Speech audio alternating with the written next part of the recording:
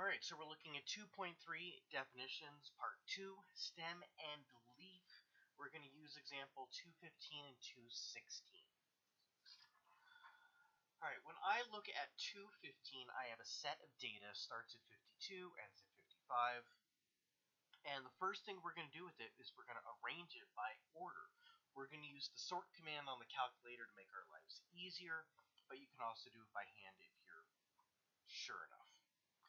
Alright, after you do that, we're going to just line out. They use the space here in their example, but we could just take a pen and make lines through the 50s to the 55s, and then from the 60s to the 65s, the 70s, and the 75s. Notice that they broke everything up by 50 to 55, 55 to 60, 60 to 65, 65 to 70, 75 to 80. Alright? Now, if you look at the left column on step 3 and the right column on step 3, see how there's 50, 51, 52, 53, 54, and then we go to the next one, 55, 55, 56. This is a way of organizing your data so that you have all your powers of 10 plus whatever your ones place is. And in this example, they broke up their tens to be low tens and high tens. So it goes from 50 to 55. All right, looking at example 216.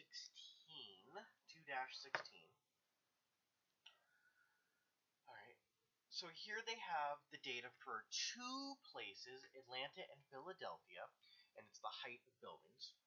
We're going to arrange each of the data separately, and then we're going to sort it into the box plot like they did here.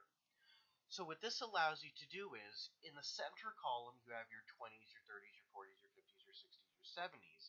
And then for Atlanta, here's 26, here's 28, here's 29. And for Philadelphia, there's 25.